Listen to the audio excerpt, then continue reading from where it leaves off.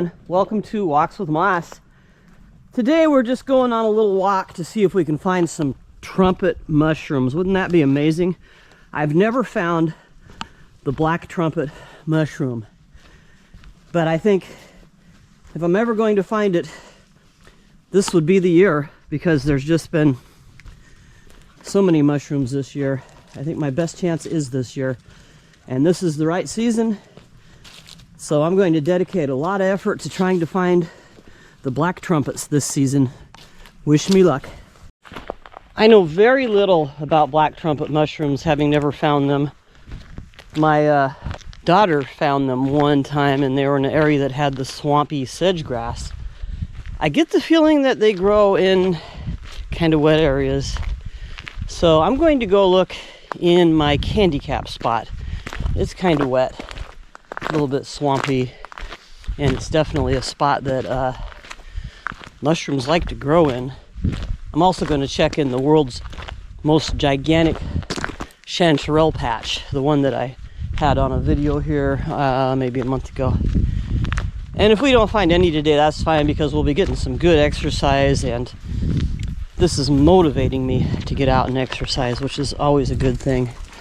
We definitely need our exercise. Bella's gained 4 pounds in the last year, believe it or not. I don't understand that. So she's on a diet, and we need to get more exercise. People have been back here picking brush very recently. I didn't know it was brush cutting season. I thought brush cutting season was more in the spring, but I don't know much about it.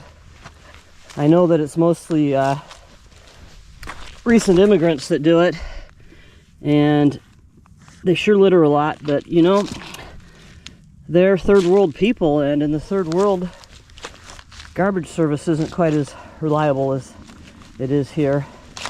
And I think this is just the way they do things in some of the countries. They just throw their crap everywhere.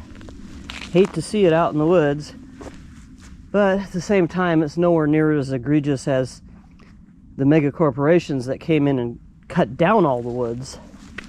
That's what I try to tell myself anyway. I have to walk a lot of miles through a clear-cut forest to get to a spot where a brush picker left a little bit of garbage. Got some more rubber bands for my collection anyway. Here's a mushroom. At first I thought it might be Stropharia ambigua, but the nature of these spots here are making me think it's Amanita. Let's see. Oh yeah, it's got the bulbous base. Some sort of Panther Amanita. Bella just came and almost stomped it. That's a young mushroom. The temperatures have been starting to dip down into freezing, so definitely the only mushrooms that are going to be out here now will be the cold tolerant ones. I found one lonely candy cap looking mushroom and a whole big patch of clavulina right here, and some giant mycenas. They're almost as big around as a toonie. Look at the size of these things.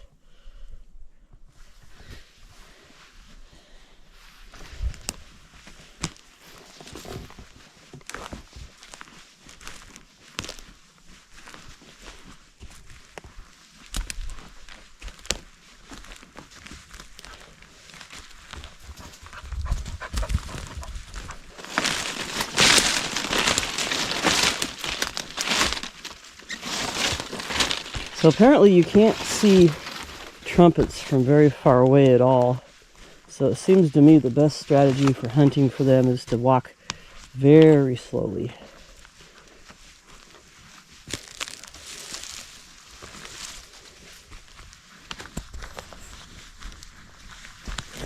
I found a reasonable sized patch of clavulina, so I will grab that and probably eat it tonight. I sure am happy that I discovered this stuff. And it's supposed to have a compound in it that binds to cholesterol and helps get the cholesterol out of your bloodstream. Don't know what the therapeutic dose of it is, though.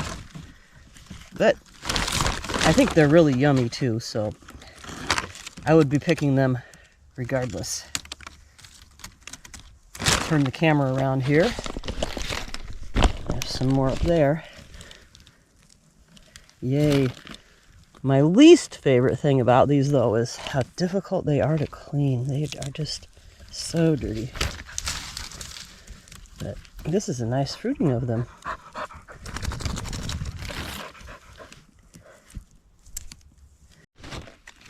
Here's some more.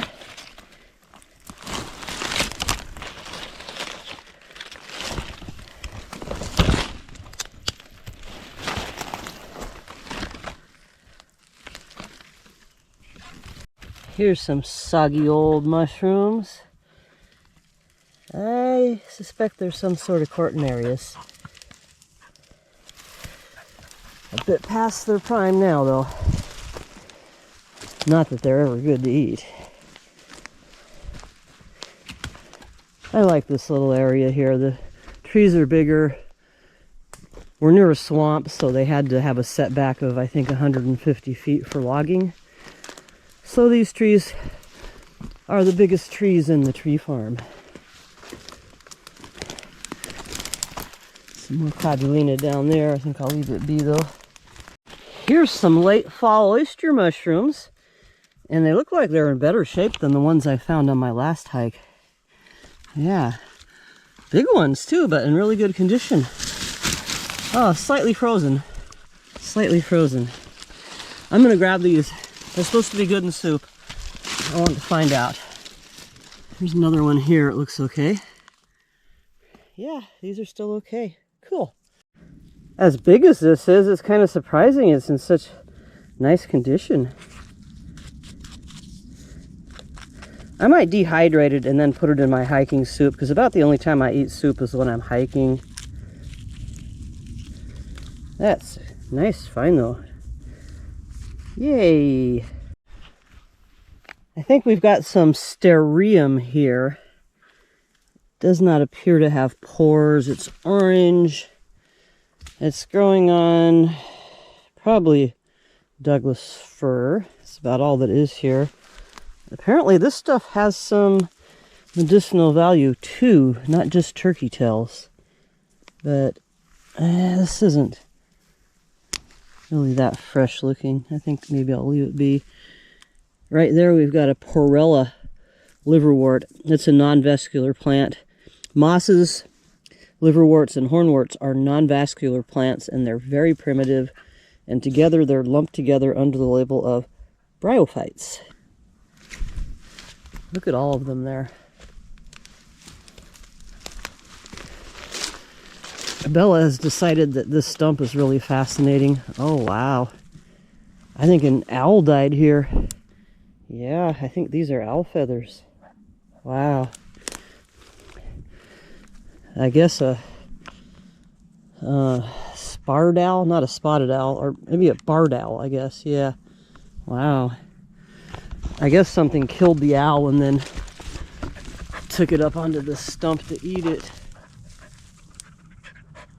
It would be really cool to have some owl feathers for my collection, but nope. Very illegal to own these feathers. Yeah, something ate an owl here. I'm guessing maybe a bobcat. That would fit up here on this stump pretty well. I don't think a cougar would really fit up here too well. Oh, that's too bad, but hopefully it was that owl's time anyway. This is a massive old growth stump. Trees don't get this big anymore. They get cut way before they have a chance to get anywhere near this size.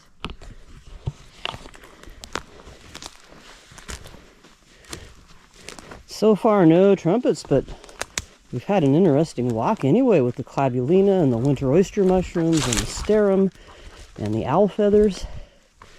This is fun.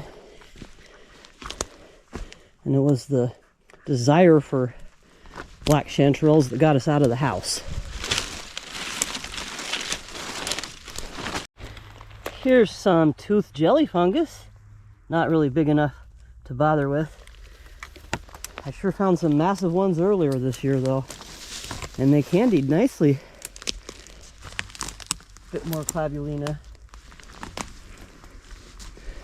I hear a motorcycle in the distance. Probably a trespasser. But that doesn't matter to us because we are well off-road, off-trail, away from it all. Ooh, there's some more nice clavulina. Oh yeah, this is some really good ones. Holy cow. Yeah, all right. Gonna load up on these. This is for sure clavulina, but there's some other stuff I've been picking recently that's a bit skinnier. Might be something else. And I'm not worried about it because it tastes good and it's edible. And it's probably good for me. So I feel like I'm safe grabbing any of these white coral mushrooms. I don't take the black stuff. That's the fungus that's growing up them. They say edibility is unknown on that, but I kind of doubt that that's toxic because it's so often occurring with clavulina. I think if you eat any clavulina at all, you're sure to eat some of the other stuff. Here's a beautiful cedar grove. I'm not sure what's going on here. I think this tree may have fell and then grew up from a branch. I don't think this is a nurse log, and you'll see why when we get down here. See, there's another tree, but probably a branch just growing up from the end of this. So yeah, I think something caused this cedar tree to fall down, and then once it laid on its side, it wasn't dead. Ooh, I see some big, enormous shelf fungus in the distance. Let's go check it out. I don't know what they are. They almost look like oysters, but giant oysters, but growing on a conifer. Maybe they're old chicken of the woods. Let's go see. Yeah, it's chicken of the woods. We got really old chicken of the woods. I'll mark this spot because this stuff definitely sometimes comes back. And it does give me a little bit of gas, so I think I just need to be careful not to eat too much of it is all, and then I'll be okay. It doesn't give me any more gas than I would get if I ate a bunch of beans. Cool. There's like a stump there and then a tree growing there, and it's all kind of confusing to know what's really happening here. Bella's walking on a beautiful bed of one of my favorite mosses, formerly known as Buckiella undulata.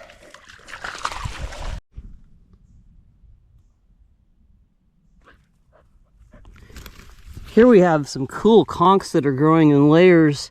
Reminds me of agaricon. I think it's a Ganoderma though, because look how I can mark it. It's cool though how it grows like that. And here is an old reishi. Wow. There's a lot of stuff going on this tree. There's another one of those pancake conchs. But over here we've got our, I think not the red-belted conch, but what used to be lumped in with the red-belted conch. And now it's called something else. So we've got at least 3 different kinds of conchs growing right here, near as I can tell. Very cool. We've got some little tiny toothed jelly fungi here that are just starting to grow.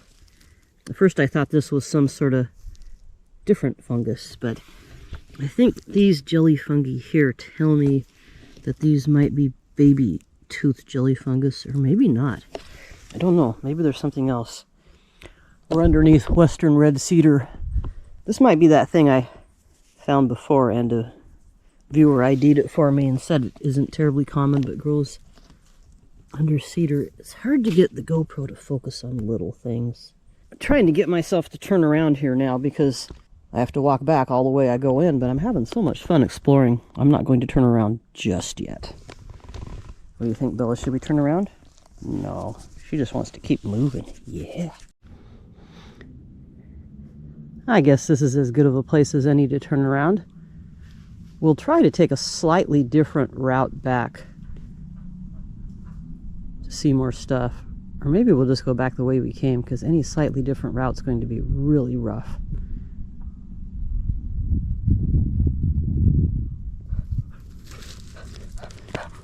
Bella says, I don't care where we go, I just want to go. We are in Washington State, on the western edge of the United States of America. And the part of Washington State we're in right now is called the Tahuya Peninsula. It's a gorgeous area, kind of wilderness-like, even though it's close to some population centers. It's just outside of Bremerton, Washington, and Belfair, Washington. And not too terribly far from Seebeck, where my daughter found black trumpet mushrooms. Yep. Let's turn around, save some of this for another day. It's a gorgeous area. It would be nice to return and explore again and get to see new stuff instead of just seeing the same old stuff. We made a nice loop back out to the road, and while we were in the woods, someone came through here on a motorcycle and churned up the dirt a whole bunch. There were some old tracks when we got here, but nothing like this. Got to keep an eye out for motorcycles today, I guess. And the other thing is the planes are going in their circles. It's a good time, I think, for us to get out of here. Thanks for watching. We'll see you next time. Bye-bye.